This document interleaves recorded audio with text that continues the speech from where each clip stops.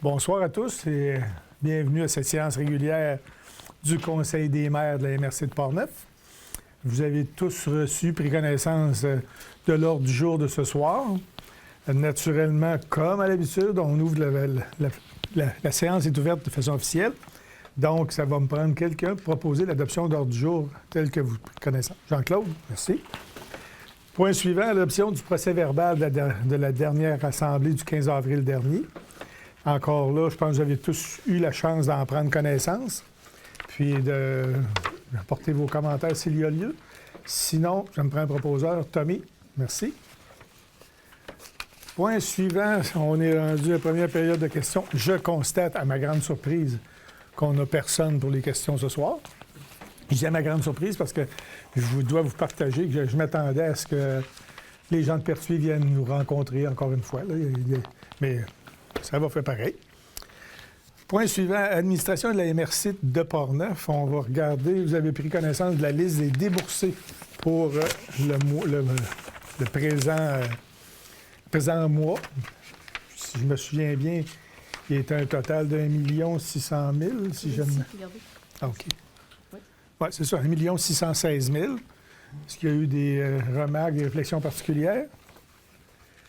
Sinon, ça va me prendre quelqu'un pour disons, proposer les déboursés de ce mois-ci. Monsieur Guy Lachance. Merci, Guy. OK. Point suivant, rapport financier et rapport du vérificateur externe de la MRC de Portneuf. C'est strictement un dépôt ce soir parce que nous venons de recevoir les états financiers. Nous avons assisté ce matin à la présentation des états financiers, mais ça doit d'avoir une analyse. Et au prochain comité de travail, on va pouvoir les regarder et les analyser tous ensemble. Mais c'est pour ça que ce soir, c'est strictement un dépôt. Point suivant, administration des territoires non organisés, les TNO.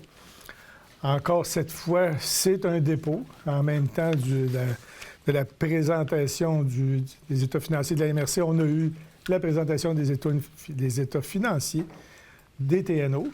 Je peux juste me permettre, c'est un dépôt, mais encore une fois, il n'y a pas d'inquiétude. Les budgets ont été pas mal respectés.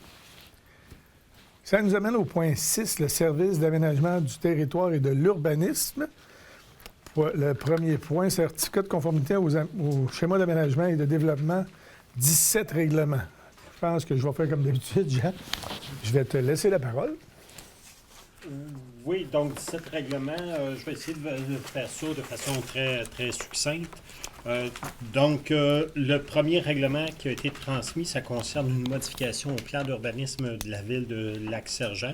En fait, c'est une modification qui est en lien avec le projet d'énergie solaire projeté dans l'environnement du centre de plein air. Il y a déjà un avis de conformité qui a été transmis relativement à ce projet-là, donc ça ne pose pas de problème de conformité. Ensuite de ça, il y a 3 règlements qui ont été transmis par la Ville de Portneuf. Donc, 2 modifications au règlement de zonage et une modification au règlement d'administration des règlements d'urbanisme. Donc, les modifications apportées visent premièrement à permettre l'entreposage temporaire de matériaux provenant de la démolition du quai sur le site d'une sablière.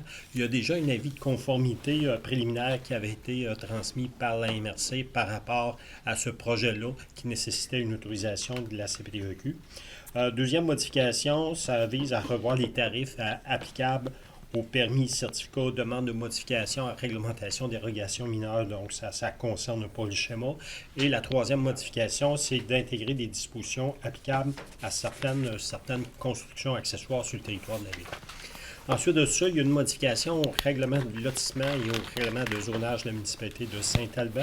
En fait, ça vise l'ajout d'une carte illustrant de nouvelles zones à risque de glissement de terrain de part et d'autre de la rivière Sainte-Anne, suite à une expertise géotechnique qui a été réalisée par le ministère.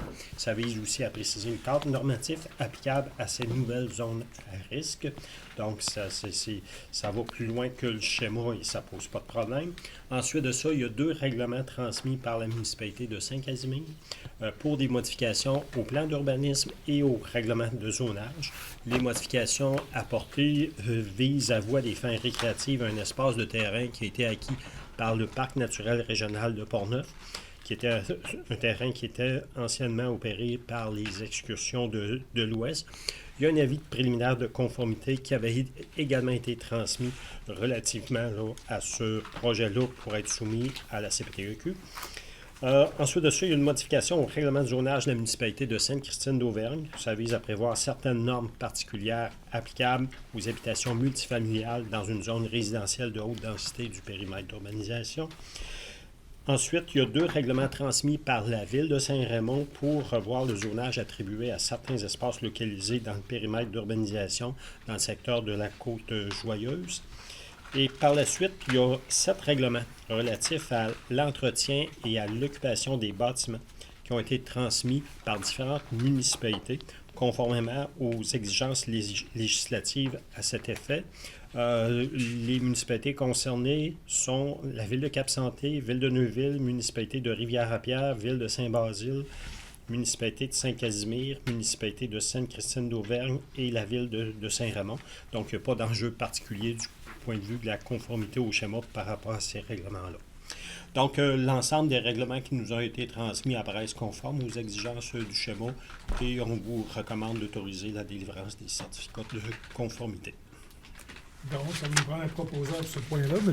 Bédard. Yves, merci. Point 6.2, demande de révision du projet de règlement sur les pratiques agro-environnementales. Encore là, je te laisse la parole, Jean. Oui. Donc, comme il a déjà été discuté et suite à l'invitation qui avait été adressée par la FQM, il vous est proposé d'adopter une résolution pour dénoncer un projet de règlement gouvernemental en cours d'adoption et qui relève du ministère de l'Environnement. En fait, il s'agit du projet de règlement sur les pratiques agro-environnementales qui vient modifier ou remplacer le règlement sur les exploitations agricoles qui est en vigueur actuellement. Ce qui est dénoncé principalement dans ce projet de règlement-là, c'est que le milieu municipal n'a pas du tout été associé à la démarche d'élaboration de ce projet de règlement-là et ça a des implications importantes là, sur le territoire des municipalités.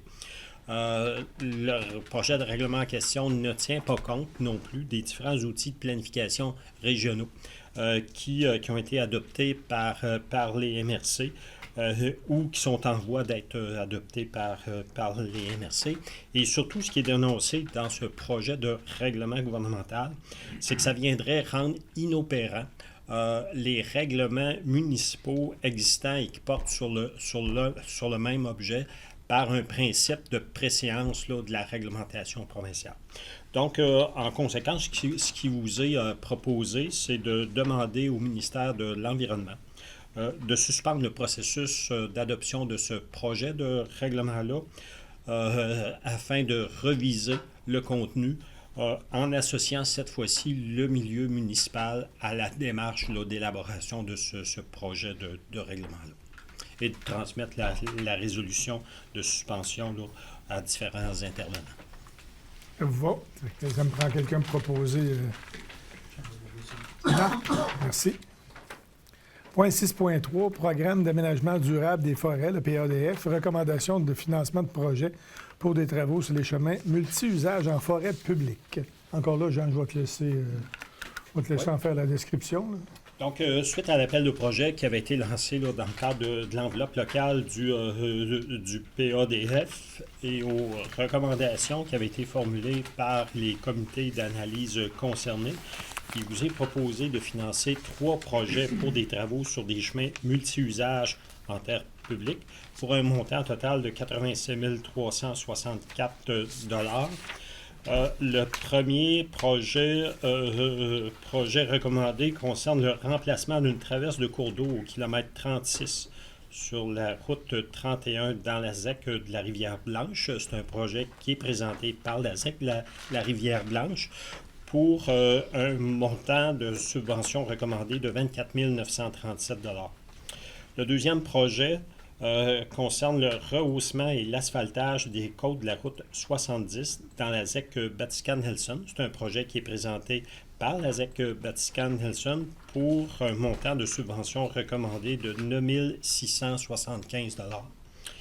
Et le troisième projet concerne l'amélioration de la surface de roulement sur le chemin des lacs dans le parc naturel régional de Portneuf. Donc, c'est un projet qui est présenté par la Corporation du parc naturel régional pour un montant de subvention recommandé de 52 752 $. Donc, si vous êtes d'accord, on vous recommande l'adoption d'une résolution autorisant le financement de ces projets-là selon les montants recommandés et la signature des ententes avec les promoteurs concernés par la directrice générale. Alors là, si ça va, ça me rend quelqu'un. Cédric, merci. Point 6.4, programme d'aménagement durable des forêts, le PADF toujours, recommandation de financement d'un projet d'acquisition de connaissances, volet A, pour obtenir un outil cartographique de calendrier des opérations forestières dans la région de la capitale nationale. Encore là, Jean, c'est le TG, je t'en laisse faire une description, une brève description. En fait, il s'agit d'un projet qui est présenté cette fois-ci dans le cadre du volet régional du PADF qui concerne l'ensemble du territoire de la capitale nationale. Et cette enveloppe-là vise des projets d'acquisition de connaissances. Donc, le projet déposé consiste à financer effectivement un outil cartographique pour le suivi des travaux forestiers en forêt publique pour l'ensemble du territoire de la capitale nationale, en utilisant, par entente avec la ville de Latuc, une plateforme déjà existante, en l'étendant sur le territoire de la capitale, de l'ensemble du territoire de la capitale nationale. Tout ça pour un montant de 8 820 $ qui serait financé entièrement là, par le programme, donc le PADF. Donc, si vous êtes d'accord, on vous recommande d'adopter une résolution autorisant le financement de ce projet-là et la signature de l'entente à conclure avec la ville de Latuc. Au montant de 8 820 $. Oui, c'est ça. Okay. Diane, Mme Godin, merci. Point 6.5, règlement modifiant le schéma d'aménagement et de développement de la MRC. Ça, si je ne me trompe pas, c'est un avis de motion.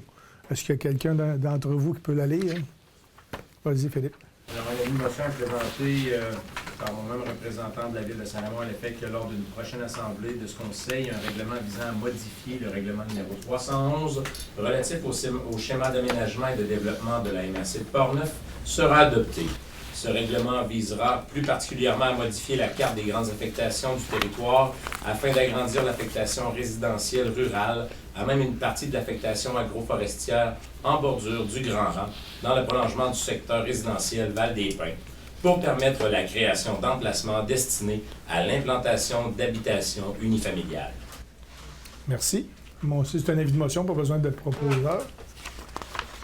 OK, ça nous amène au point 7, service de l'évaluation foncière. On en a déjà parlé au comité de travail, mais considérant que le rôle d'évaluation foncière pour 2027 ne soit pas finalisé en totalité pour le 15 septembre 2026, tel que prévu par la loi, considérant que conformément à l'article 71 sur la fiscalité, il est possible de reporter le dépôt. Dans ce cas-ci, on reporte le dépôt au 1er novembre suivant. Donc, ça me prend un proposeur pour que la MRC autorise le report du dépôt de l'évaluation. Claire. Merci. Ça nous amène service de développement social et économique. Dans ce cas-ci, Fonds de région de capitale nationale, la FRCN, le service de développement social et économique, le comité s'est réuni et il a été retenu 3 projets à la hauteur de 32 000 considérant que le FRCN, on a des sommes disponibles, considérant qu'une entente a été réglée avec la MRC et le FRCN, et considérant que la MRC possède les sommes nécessaires dans l'enveloppe, considérant que la Commission de développement social et économique recommande au Conseil de la MRC les projets suivants, soit le garage René Bertrand, un projet structurant, diminution de l'empreinte environnementale, le coût du projet, 754 441 $. dans la municipalité de Neuville et le montant recommandé, 10 000 Garage Talbot, pneus et mécanique faisant affaire sous la dénomination sociale de Casse-Croûte chez Talbot. C'est un food trailer à Saint-Basile. Le coût du projet, 104 000 c'est la municipalité Saint-Basile. Le montant recommandé, 7 000 Et finalement, Lucie Rose Inc. faisant affaire sous la dénomination sociale de Yana Roll-Bol. Lancement d'un deuxième point de service. Le coût du projet, 100 000 ça se situe à Neuville. Et le montant recommandé, 15 000 pour un total de 32 000 de montant recommandé. Donc, ça me prend un proposeur pour que ces recommandations-là soient... qu'on nous autorise à signer et à verser ces recommandations-là. Jean-Claude? Oui. Parfait. Merci. Point 8.2, demande d'aide financière diverse adressée à la MRC. Adoption des dossiers recommandés. Encore là, ça, c'est dans le cadre de financement divers. Dans le fond, c'est des commandites. Fait que on a des demandes, projet de demandeurs. Dans un premier temps, les jeux intercamps pour les camps de jour de Donnacona. Le montant recommandé est de 2 000 Deuxième demande de commandite, la 22e édition du Festival de films pour environnement Rendez-vous culturel de Saint-Casimir. Montant recommandé 250 Rendez-vous des arts de Deschambault-Grondines. Rendez-vous des arts de Deschambault-Grondines. Au montant recommandé 500 100B7, le groupe Pentathlon. Le montant recommandé 1 225 Ça, c'était pas à Saint-Casimir, ça, c'est ça? Ça va être à Saint-Raymond, C'était à Saint-Raymond. dans la vallée Bras-du-Nord. Parfait, merci. Le défi d'Anseau, je cours Pont-Rouge, montant recommandé 500 Le Tour cycliste Santé Alcoa, qui va avoir lieu en septembre prochain pour la Fondation Santé Portneuf, montant recommandé 5 000 Et toujours pour la Fondation Santé Portneuf, le Rallye Gourmand, il y a eu une première édition l'année dernière, qui a été un succès. Cette fois-ci, on recommande 5 000 Donc, ça me prend quelqu'un pour me proposer que le Conseil des MRC autorise les aides financières telles que recommandées. Danny, merci. Ça nous amène au point 8.3, le Fonds de soutien aux entreprises de la MRC de Portneuf, le FSE, adoption des projets recommandés. Encore là, considérant que la MRC a la gestion de ce fonds-là, les projets, le nom d'entreprise, les projets demandés. Studio collectif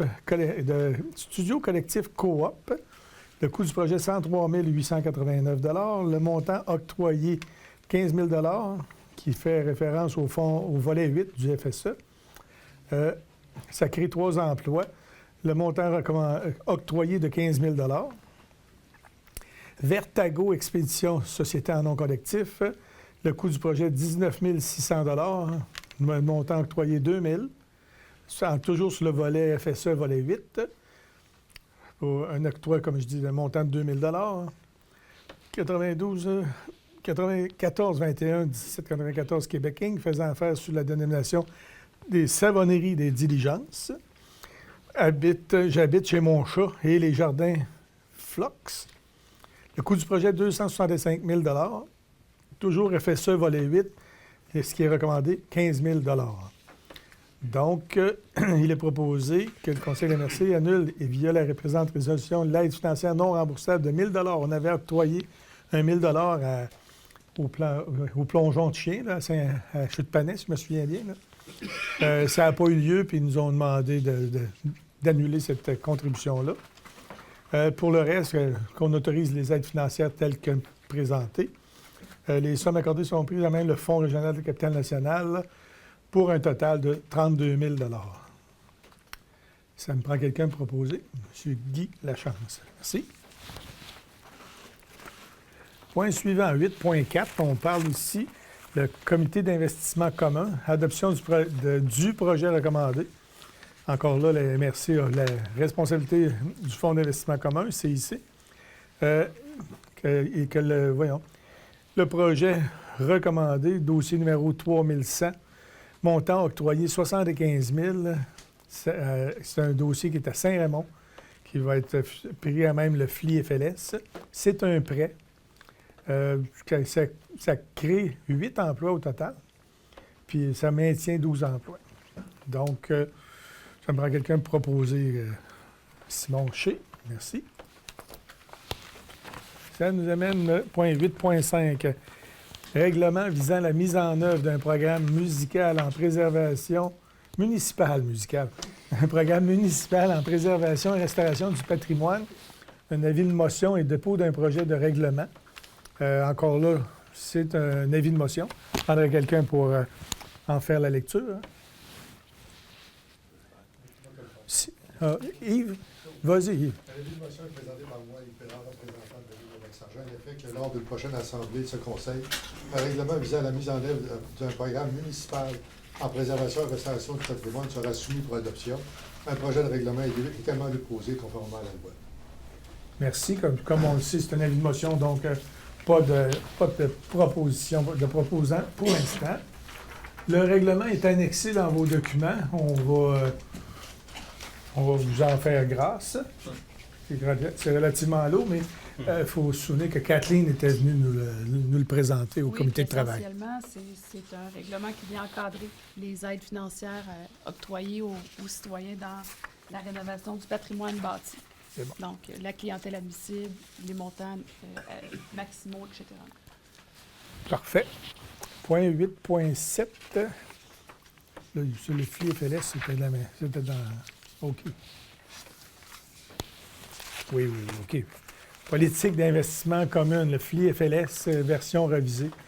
C'est pour une adoption, considérant que le ministère de l'Économie et de l'Innovation a revu les modalités de ces fonds-là, considérant que le cadre applicable en matière d'investissement des fonds locaux de solidarité de la FTQ, considérant que la politique doit tenir compte de ces nouveaux contextes, considérant que le service de développement économique a procédé à la revision de la politique d'investissement commun FLS, considérant que cette politique révisée a été présentée au comité d'investissement commun le 14 avril dernier, il est proposé que le Conseil de la MRC adopte la politique d'investissement commun FLS révisée, que cette politique soit diffusée sur le site Internet pour informer nos usagers.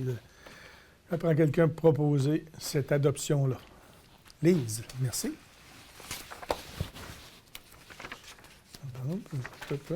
8.7. Prochain point suivant, soutien au marché public Port-Neuf-Voie pour la saison 2026. Comme à chaque année, la MRC soutient les marchés publics. Dans le cas présent, le Conseil de la MRC autorise les aides financières demandées par les 4 marchés publics, soit 1 500 $ pour le marché public de Saint-Casimir, les Vendredis Saints, 1 500 $ pour le marché public de Deschambault-Grondines, au montant de 1 500 $, c'est-à-dire déjà 1 500 $. L'autre, 1 500 $ pour le marché public de Saint-Raymond. Et finalement, 1 500 $ pour le marché de Donnacona, le petit marché, pour un investissement maximum de 6 000 $. Que le Conseil de la MRC autorise la directrice générale et greffière trésorière à verser ses contributions. La dite dépense sera comptabilisée au FRR, promotion agro-touristique. Donc, ça me prend quelqu'un pour proposer l'adoption. Sylvain Ouimet.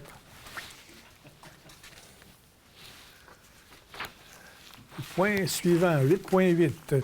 Entente sectorielle de développement pour les arts et les lettres de la MRC de la capitale nationale.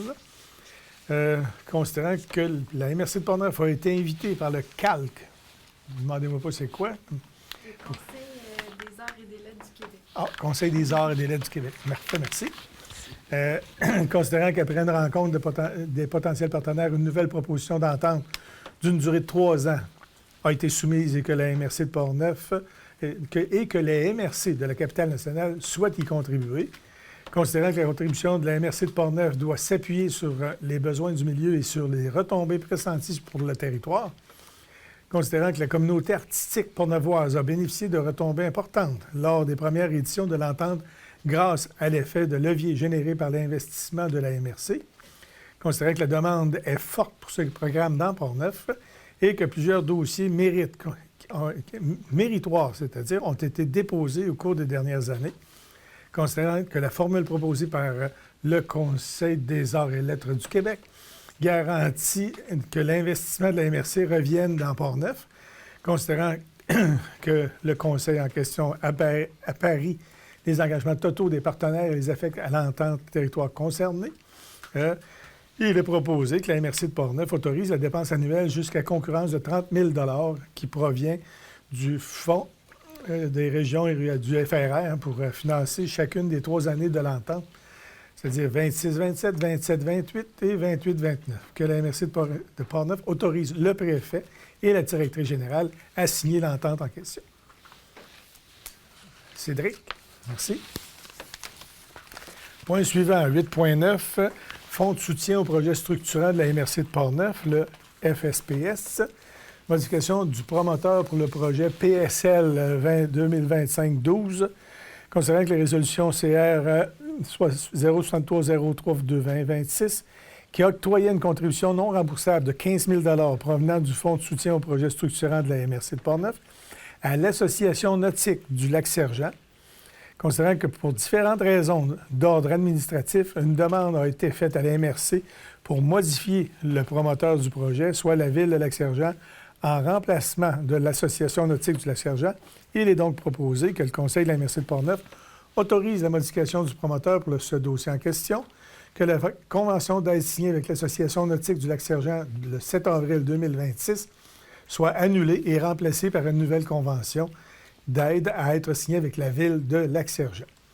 Encore là, la MRC autorise le préfet à signer au nom de la MRC la nouvelle convention d'aide. Prends quelqu'un pour le proposer. Alex, merci.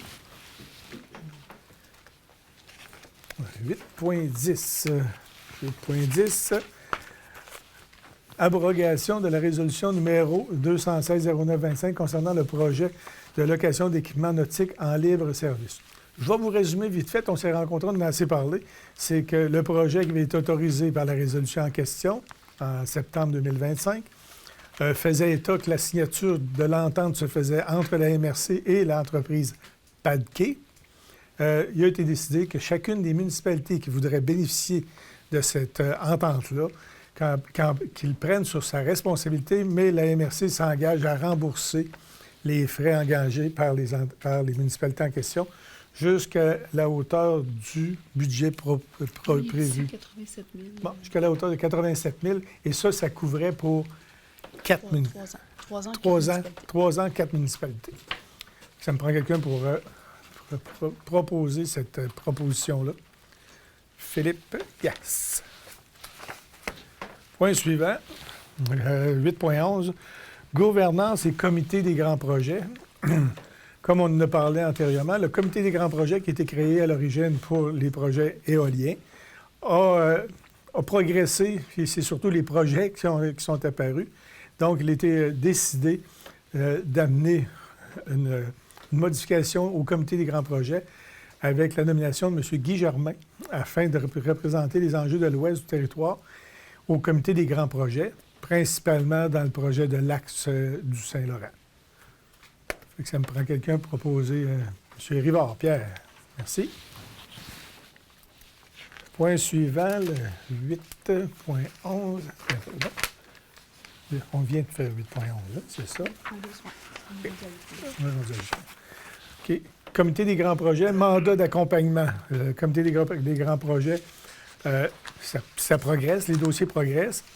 Dans un premier temps, le comité des grands projets recommande de confier un mandat d'accompagnement technique à E3 Novo, qui est une entreprise pour nous aider dans la structure administrative.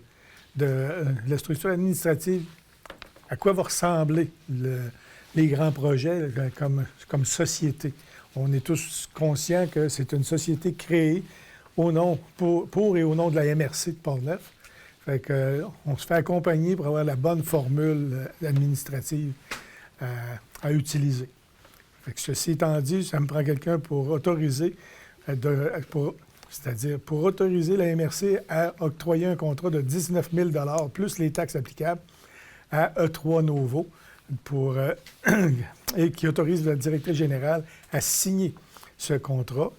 La dépense soit comptabilisée à même le poste budgétaire HON prof d'autres. Honoraire professionnel. Excusez, c'est beau ça. numéro 02 71 419, que la somme accordée soit prise à même les fonds réservés pour projets et ententes MRC via la résolution CRE 078-2026. Lise, pour que je t'en veux, mais... OK, point suivant. Comité des grands projets, toujours, a aussi donné un mandat juridique à de l'accompagnement légal, principalement, avec l'UMQ, l'Union des municipalités du Québec. Leur offre de service est basée sur une banque d'heures d'accompagnement pour un montant total de 11 400 $ plus les taxes applicables. Et que la MRC de Portneuf attribue de gré à gré ce contrat relatif au service conseil juridique et technique à l'Union des municipalités du Québec pour une somme maximale de 11 400 plus les taxes. Que cette dépense soit toujours comptabilisée à même le poste budgétaire honoraire professionnel et services juridiques. Que les sommes accordées soient prises à même le fonds réservé, projet et entente des MRC via la résolution 7803-2026. Monsieur Ouellet, Marc. Merci. Ça nous amène au point 8.14, le Fonds local d'investissement. Contrat de prêt, autorisation de signature de l'avenant 2. Considérant que l'entente de renouvellement du contrat de prêt du FLI intervenu entre le ministère de l'Économie et de l'Innovation de la MRC de Portneuf, considérant que ce contrat de prêt vise à déterminer les conditions et modalités applicables aux prêts consentis par le ministre à la MRC et en servir à consulter, c'est-à-dire à constituer son fonds local d'investissement, considérant que l'avenant 2 au contrat de prêt a pour objet de mettre à jour ces conditions et modalités, notamment en prolongeant les horizons du programme et en ajustant les paramètres administratifs et financiers applicables à compter du 17 février 2026, considérant que cet avenant remplace les articles 1, 2, 3, 4, 4.1 et 7 du contrat de prêt et remplace l'annexe 1 relative aux modalités de gestion et ajoute notamment l'article 3.12 ainsi que l'annexe 2 portant sur le plan de visibilité. Considérant que les modifications apportées portent notamment sur la mise à jour du montant total du prêt consenti à la MRC, la prolongation de la période d'admissibilité au prêt additionnel, le report et l'étalement des modalités de remboursement du prêt sur un horizon prolongé, l'actualisation des modalités de gestion du FLI pour la période 2026 à 2028, considérant que la signature de cet avenant est requise afin d'assurer la continuité des activités du FLI et la conformité de la MRC aux nouvelles modalités gouvernementales. Ça me prend un proposeur pour autoriser moi-même, Mario-Alain, le préfet, à signer pour et au nom de la MRC l'avenant numéro 2 au contrat de prêt du Fonds local d'investissement, FLI. Madame Claire Dussault. Ça, on pose par-dessus. Point suivant, c'est 8.15. OK. Point suivant, Fonds des régions et ruralités, le FRR, volet 2, mise à jour du rapport d'activité de la MRC de Portneuf pour la période du 1er janvier au 31 mars 2025. Adoption, considérant que la MRC de Portneuf a signé en mars 2020 l'entente relative au FRR. Volet 2, soutien à la compétence de développement local et régional des MRC avec la ministre responsable de la capitale nationale et que cette entente prenait fin le 31 mars 2025. Considérant que selon l'entente, la MRC doit adopter une mise à jour du dernier rapport pour rendre compte des sommes déboursées dans les 12 mois suivant la fin de l'entente, c'est-à-dire le 1er avril 2025 au 31 mars 2026, considérant que les déboursés réalisés durant cette période ont été saisis sur le portail gouvernemental des affaires municipales dans l'outil de reddition de compte W09 tel qu'exigé dans l'entente. Il est proposé que le Conseil de la MRC de Portneuf adopte la mise à jour du rapport d'activité préparé par le service de développement économique et que ce dernier soit transmis au secrétariat de la capitale nationale, que ce rapport soit diffusé sur son site Internet tel que requis à l'entente relative au fonds régional, c'est-à-dire au fonds des régions et ruralités, volet 2. On prend quelqu'un pour proposer l'adoption, ou plutôt la signature de ce... Monsieur Bédard. Merci. Point suivant, ça nous amène au point 9.1, programme d'aide financière du ministère de la Sécurité publique, le MSP, distribution d'une aide financière pour la formation des pompiers. J'ai envie de te passer à la porte pour que tu expliques un peu les conditions de ce... En fait, les modalités de remboursement au MSP ont été modifiées au cours des dernières années. Avant, on avait droit à un montant par pompier qui faisait une demande de subvention. Et puis l'année dernière, ils nous ont limité à la subvention pour 8 pompiers par MRC. Donc, il a été recommandé au Conseil de modifier la manière d'attribuer pour que les subventions soient versées aux municipalités en fin d'année équitablement parmi ceux qui auront présenté une demande et qui répondaient aux critères du MSP. Donc, ça se résume à ça. Ça vous va? Ça prend quelqu'un de le proposer. M. Shea. Simon, merci. Point 9.2. Défi du préfet. Considérant que le relais pour la vie constitue un événement rassembleur et porteur d'espoir pour toutes les personnes touchées et de près ou de loin par le cancer, considérant que le préfet, à titre de président d'honneur, a lancé un deuxième défi annuel visant à mobiliser les élus, les employés municipaux et l'ensemble de la population pour participer à une marche dans la soirée du 13 juin prochain, considérant que le préfet lui-même a accepté le défi de ses pairs pour marcher un 8 km lors de cette soirée. Supposément, ça représente un 18 trous au golf, là, ce que j'aime bien faire. Considérant que cette marche symbolique représente un geste de solidarité envers les personnes atteintes, les survivants, leurs proches, ainsi que les équipes soignantes qui les accompagnent. Considérant que la participation collective à ce défi contribue à sensibiliser la communauté, à soutenir la recherche et à renforcer l'engagement régional dans la lutte contre le cancer, il est donc proposé que la MRC appuie officiellement le deuxième défi du préfet et encourage l'ensemble de ses municipalités, de ses partenaires et de ses citoyens à prendre part à la marche en soirée du relais pour la vie, que le Conseil autorise une contribution financière maximale de 8 000 $ à l'événement provenant du budget réservé au poste 02 621 996 de la MRC, l'aide financière aux organismes régionaux, que la MRC fasse la promotion de ces défis par ses canaux de communication afin de maximiser la participation et démontrer l'unité des régions face à cette cause.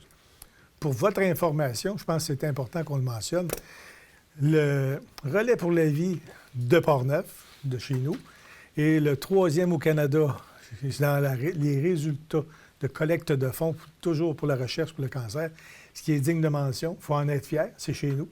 Fait que l'idée, c'est de trouver, ça me prend quelqu'un pour proposer qu'on accepte de supporter ou d'aller dans le sens du défi du préfet et du relais pour la vie.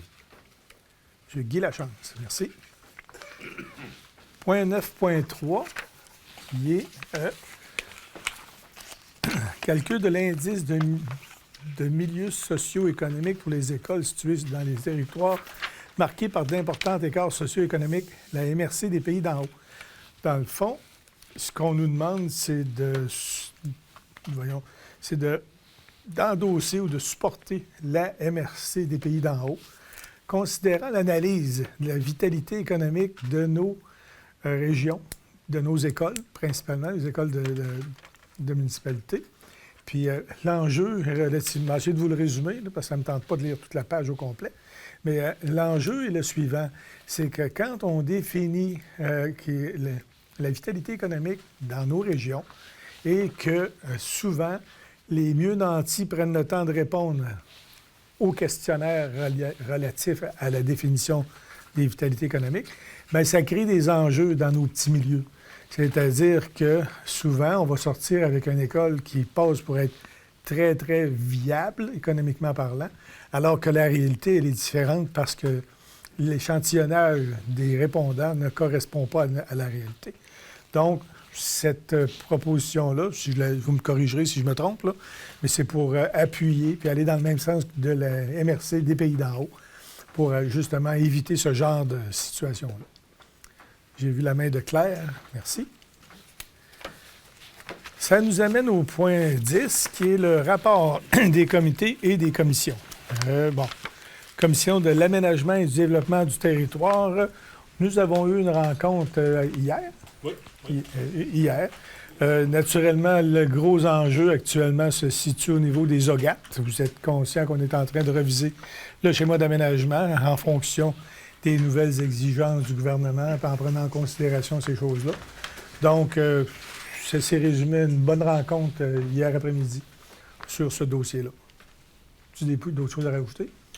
Oui, on a discuté de différents dossiers liés à la révision du schéma d'aménagement, dont il y a un premier diagnostic préliminaire sur l'habitation là, qui a été préparé par l'équipe de travail et qui a été présenté à la commission et qui va être à peaufiner là, au fil des prochaines semaines. Puis l'autre dossier, c'est les suivis de modifications au schéma d'aménagement qui sont actuellement en cours. Il y a un dossier là, qui va être réglé, celui de Saint-Raymond, où il y a eu un avis de conformité là, sur le projet de modification qui était en cours, d'où l'avis de motion qui a été déposé ce soir là, pour l'adoption du règlement final lors d'une prochaine assemblée. Ça fait pas mal de tour. C'est bon, merci.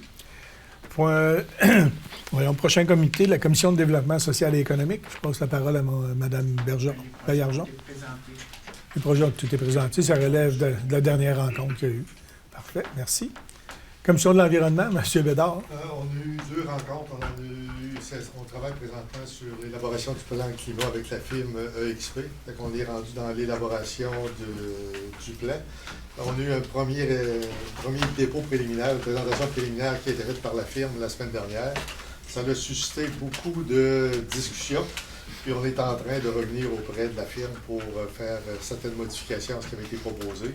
On va revenir au niveau du conseil des maires là, dès qu'on va voir les développements finaux avec un plan adapté à la réalité de la MRC de Portneuf.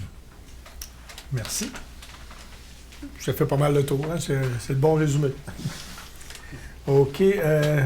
Commission d'administration, il me semble qu'on n'a pas eu de commission d'administration dans la dernière période. Comité de sécurité publique, M. Léveillé? Oui, la prochaine rencontre est ce vendredi, 8h30 ici même. C'est bon. Point suivant, comité de sécurité incendie. Par erreur, on avait mis mon nom, mais c'est M. Léveillé qui avait été nommé président. Oui, puis on attend la prochaine rencontre. On attend aussi la finalisation des ententes entre les municipalités. C'est le 30 juin, si je ne me trompe pas, la date limite. Parfait, merci. Le prochain, c'est le transport régional. Écoutez, le transport régional, c'est l'OGA qui a eu lieu, c'est le 23 avril dernier. Oui. Les dépôts des états financiers, notre service de transport, le CTRP, comme on l'appelle, je vous rassure qu'il est en santé financière. On est toujours au fait de l'évolution des contributions du ministère des Transports, parce qu'il ne faut pas se faire de cachette. Ils sont bien plus en mode coupure qu'en mode collaboration, contribution additionnelle. Mais de façon générale, le CTRP est en bonne santé. La prochaine rencontre est le 18 juin prochain. Oui, c'est vrai. Fait que ça fait pas mal le tour des comités. Ça nous amène aux affaires nouvelles. C'est le temps de présenter vos nouvelles affaires qui s'en viennent dans le mois suivant. M. Bédard? Juste peut-être faire un rappel sur la Vélopiste qui a lancé sa nouvelle image de marque le 7 mai dernier. Le préfet a assisté au lancement avec la MRC de la Jacques-Cartier. Fait que les gens qui vont sur la Vélopiste, vous allez voir les nouvelles couleurs, nouvel affichage qui sont en place cette année. Puis l'AGA de la Vélopiste a lieu mardi prochain, le 26, à la ville de Lac-Sergent. Si je peux me permettre juste une réflexion personnelle supplémentaire. La nouvelle image de la Vélopiste, je la trouve merveilleuse parce qu'elle est sobre. Puis ça reflète la Vélopiste Portneuf Jacques-Cartier, à mon avis. Merci, M. Bédard. Est-ce qu'il y a d'autres affaires nouvelles que vous voulez discuter? Jean-Claude, tu n'avais pas quelque chose qu'on voulait parler pour le bal? Ah oui. Vendredi passé, c'était... Non, pas vendredi passé. Le 18. Le 18, moi, c'était le bal pour ramasser des fonds pour la santé de Portneuf. Il a été ramassé 335 000, comme vous avez vu dans les journaux. J'aimerais que, autant que possible, les années suivantes, qu'on ait plus de représentants de la MRC. On n'était seulement que 4 cette année. Un petit commentaire personnel, j'étais un peu déçu.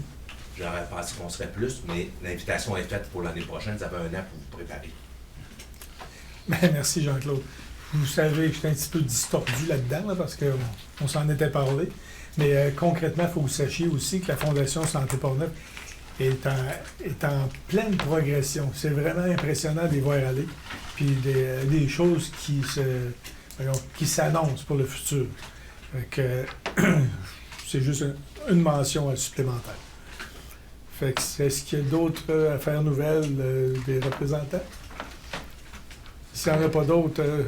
En intervention. Oui, vas-y. Ben, je vous inviterai demain dîner hot dog à Donnacona.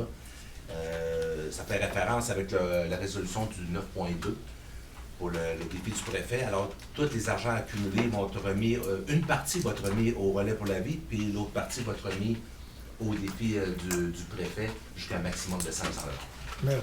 Merci beaucoup. Et s'il n'y a pas d'autres affaires nouvelles, ben, ça nous amène à la deuxième période de questions. On n'a pas plus de citoyens.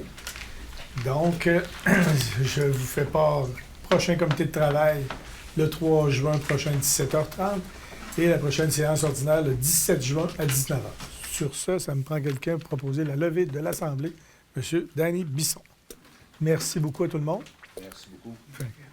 Au plaisir de se revoir dans pas long.